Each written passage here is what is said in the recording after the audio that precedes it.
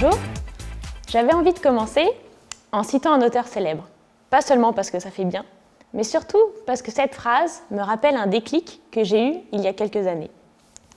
Ernest Hemingway disait « Plutôt que de penser à ce que tu n'as pas, pense à ce que tu peux faire avec ce que tu as. » Eh bien aujourd'hui, je n'ai peut-être plus l'usage de mes jambes, mais je peux toujours avoir de nouveaux rêves, me lancer dans de nouveaux projets.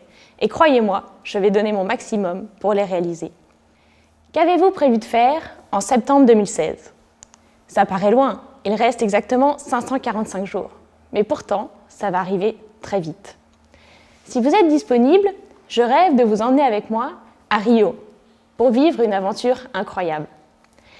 Imaginez-vous, des stades remplis de spectateurs venus encourager des athlètes du monde entier, 22 sports différents pour une compétition durant 2 semaines. Vous voyez peut-être de quoi je parle. Les Jeux paralympiques. Ce rêve de devenir une athlète de haut niveau est né en 2012 lorsque j'ai signé mon premier contrat de mécénat sportif. À l'époque, je débutais seulement dans la discipline et la confiance qu'on m'a accordée m'a permis de me lancer dans l'aventure. Certains d'entre vous connaissent mon histoire, d'autres ne voient pas très bien où je veux en venir. Bon, voilà de quoi on va parler aujourd'hui, le tennis en fauteuil. J'ai découvert ce sport en 2009 à Roland-Garros. J'ai assisté à un match de double de très haut niveau. L'ensemble était d'une fluidité incroyable. J'étais vraiment impressionnée. Je ne savais pas qu'on pouvait jouer aussi bien sur un fauteuil et j'ai tout de suite eu envie d'essayer d'atteindre ce niveau de jeu un jour. À ce moment-là, je me suis souvenue du jour où, en centre de rééducation, on m'a installée dans un fauteuil 2 fois trop grand, sur un terrain multisport. Je me coinçais les doigts entre la raquette et la roue, et le peu de tennis que j'avais joué auparavant ne me permettait pas de dépasser 2 ou 3 échanges. Bref, une vraie catastrophe. Je vous parle de fauteuil roulant, de centre de rééducation, sans vous avoir expliqué ce qui m'a conduit là. En 2008, j'étais en vacances au ski avec des amis. On skiait toute la journée et le soir, on faisait la fête. C'était vraiment une semaine inoubliable. Le dernier jour, le soleil chaud du mois d'avril avait fait fondre la neige et le snowpark n'était vraiment pas praticable. J'ai décidé d'y aller quand même, malgré les avertissements. Je me suis élancée sur mon snowboard vers le tremplin en neige, mais j'ai pris trop de vitesse. Au dernier moment, j'ai voulu ralentir, mais c'était trop tard. Je n'ai pas vu ma vie défiler pendant l'envol, mais ça m'a paru très long. La réception a été brutale. J'ai tout de suite voulu me relever pour dégager la zone d'atterrissage, mais je ne pouvais pas. J'avais mal, très mal, mais j'avais 17 ans, je n'avais jamais eu aucun problème de santé auparavant et je ne me rendais absolument pas compte de la gravité de la situation. Je me souviens avoir appelé une amie sur mon lit d'hôpital. On était en classe de terminale ensemble et on devait présenter un exposé à la rentrée. Je l'ai appelée et je lui ai dit « Je ne pourrais pas être là la semaine prochaine, j'ai eu un petit souci, un petit accident, mais t'inquiète pas, surtout rien de grave. » Bon, finalement, j'ai passé 1 mois à l'hôpital et 8 mois en centre de rééducation. L'arrivée au centre a été un vrai choc pour moi. Je partage alors ma chambre avec une jeune tétraplégique de 25 ans qui y est depuis 10 mois déjà. Je réalise alors que ça va durer un peu plus longtemps que prévu. Je réapprends peu à peu à vivre différemment. Je retrouve mon autonomie, ma liberté. Après plusieurs mois, je me mets à penser que ça aurait pu être pire.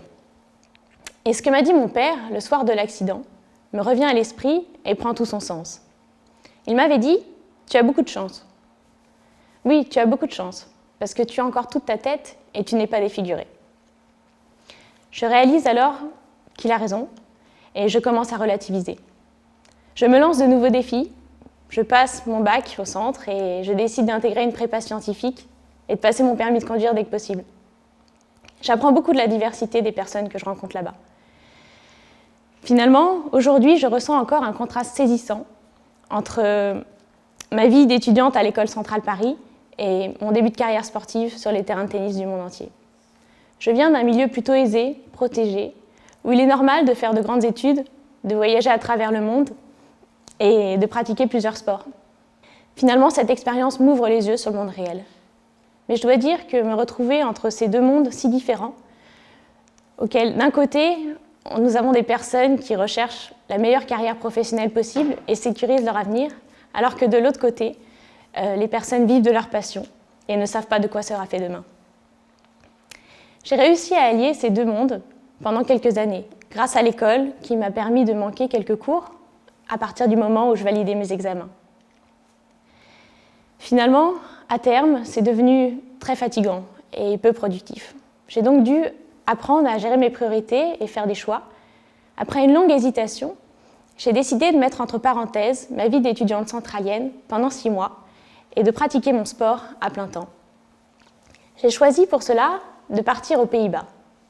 C'était vraiment le meilleur moyen pour moi de mettre toutes les chances de mon côté. C'est là-bas qu'ont été formées toutes les meilleures joueuses au monde depuis la naissance de la discipline. L'école a accepté de valider cette expérience comme un semestre à l'international et j'ai réussi à convaincre l'un des meilleurs coachs au monde de faire partie de ses élèves.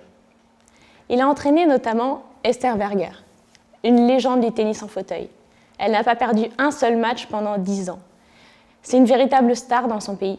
Tout le monde la connaît et tout le monde sait donc que le tennis en fauteuil existe. Je l'ai croisée une fois sur le bord d'un cours. Je me suis assise à côté d'elle. J'étais tellement impressionnée, j'ai mis 10 minutes à savoir quoi lui dire. Et finalement, je n'ai même pas réussi à lui dire bonjour. Imaginez-vous, c'est un peu comme si vous asseyez à côté de Roger Federer. J'ai beaucoup appris de mon séjour aux Pays-Bas. Sur le tennis en fauteuil, bien sûr, mais également sur moi-même.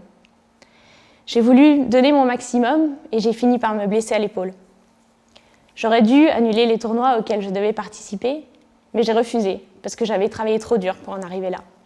Cette décision était un peu dangereuse puisque j'aurais pu aggraver la situation, mais finalement aujourd'hui tout va bien.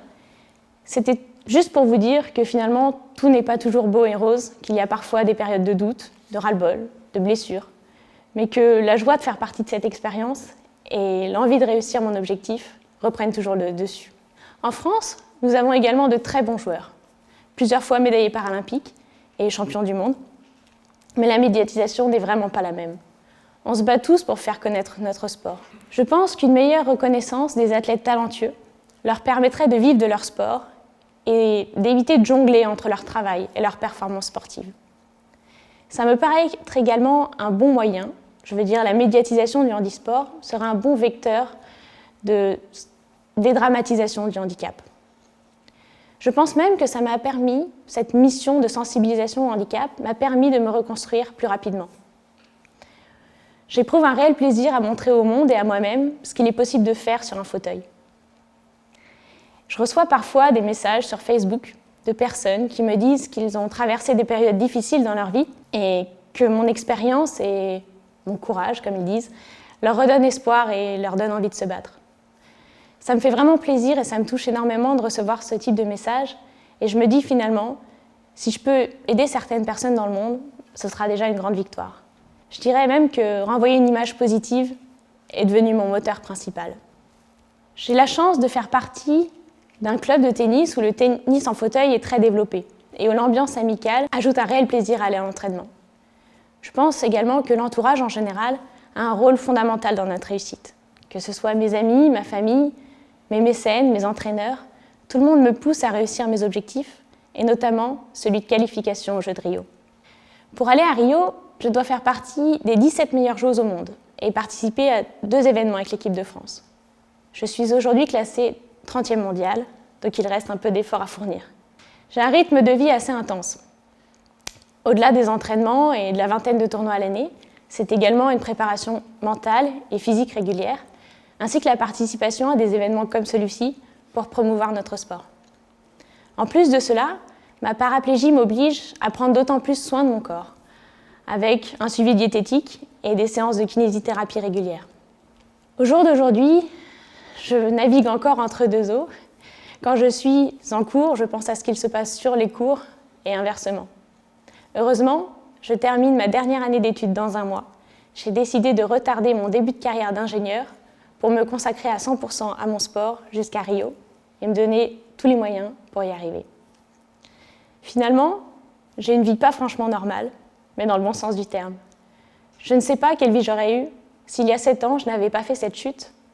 Mais une chose est sûre, c'est que je n'aurais pas été sportive de haut niveau. Je n'aurais sûrement pas voyagé autant et rencontré des personnes aussi formidables et je n'aurais pas été là devant vous. J'aimerais faire passer un message qui m'apparaît évident aujourd'hui, mais qu'il n'était pas à l'époque. Je pense que malgré toutes les épreuves qu'on peut traverser dans la vie, on peut tout de même être heureux, mais il faut se donner un sens. Il faut donner un sens à notre vie et se donner des buts. Merci.